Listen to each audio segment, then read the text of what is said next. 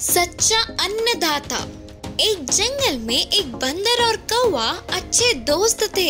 बंदर के पास एक सोने का कड़ा बहुत समय से था, लेकिन उससे बंदर को किसी भी तरह का प्रयोग ना होने पर उसने एक सच्चा अन्नदाता को सौंपने का निर्णय किया। बंदर ने यह बात कौवे को बताया। दोस्त, तुम्हारा निर्णय बहुत अच्छा है। भूखे लोगों को थोड़ा खाने देने वाला सच्चा अन्नदाता को तुम्हारा इस सोने के कड़े को उपहार में देना बहुत सही होगा। जंगल में सच्चे अन्नदाता के लिए बंदर और कौवा ढूंढने लगे।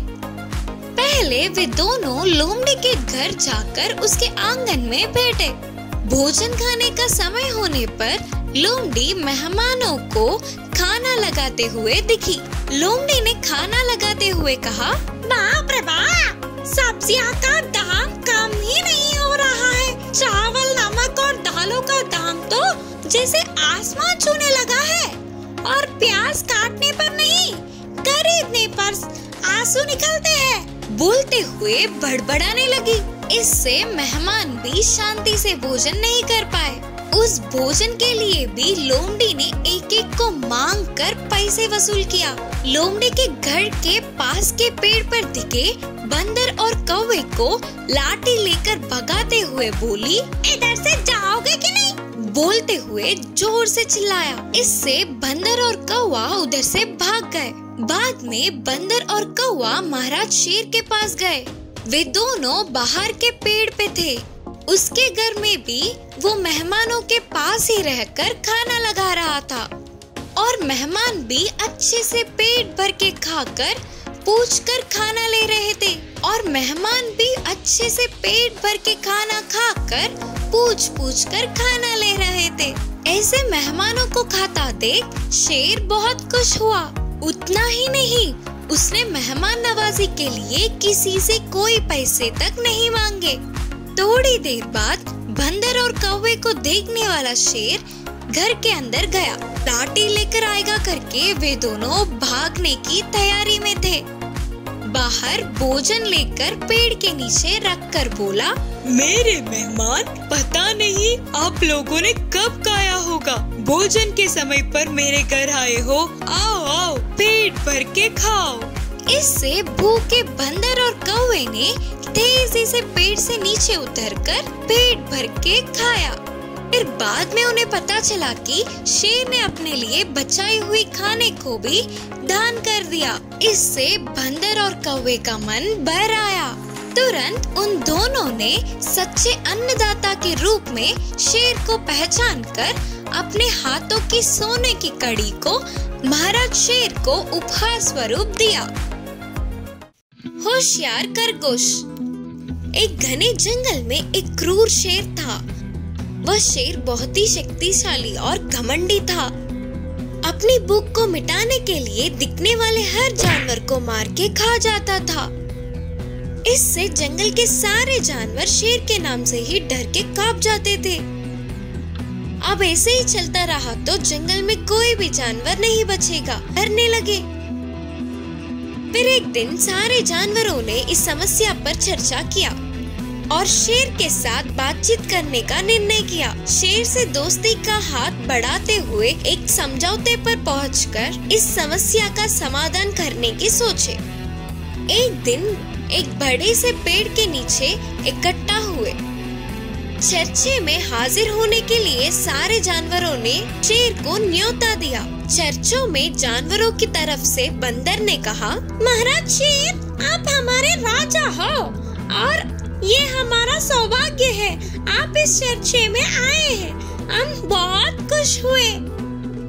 बस करो तारीफें। पहले ये बताओ कि ये चर्चे किस लिए करके गरजते हुए पूछा।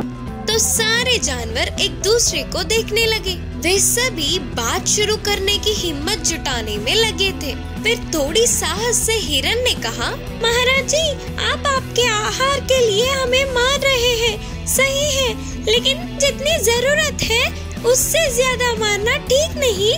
आप ऐसे जानवरों के मारते जाओगे तो जल्द ही जंगल में एक भी जानवर नहीं बचेगा।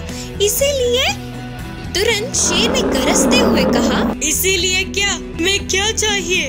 हम सब ने अब तक इस समस्या पे चर्चा किया और इसका समाधान भी सोचा है। फिर शेर ने पूछा, क्या है वो समाधान?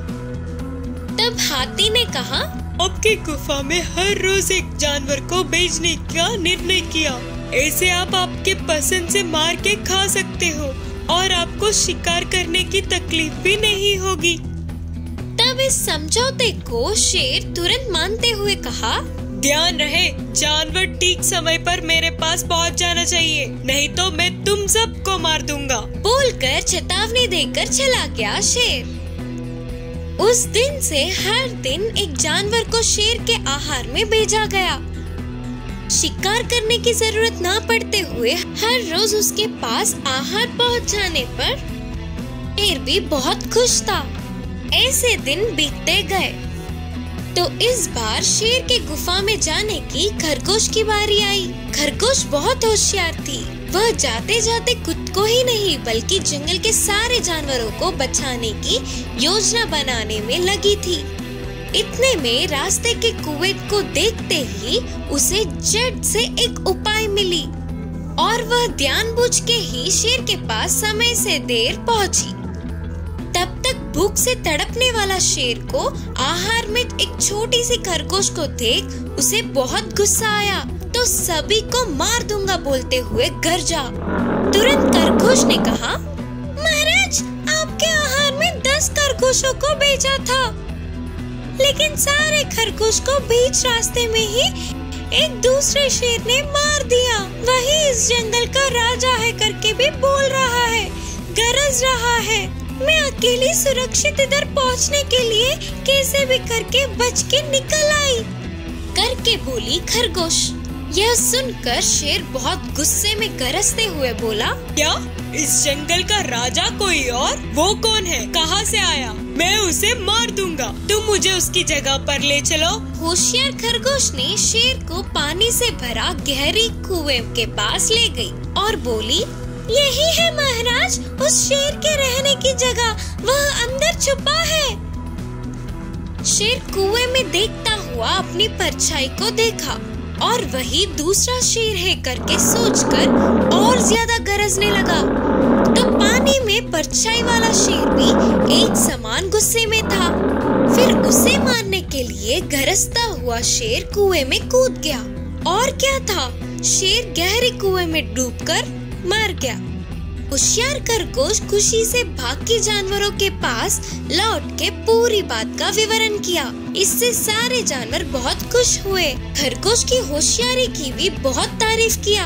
ऐसे उस शेर का पीछा छूटने पर जंगल के सारे जानवर खुशी खुशी जीने लगे। इस कहानी की नीति है कि शरीर के बल पे बुद्धि का बल भारी पड़ता है।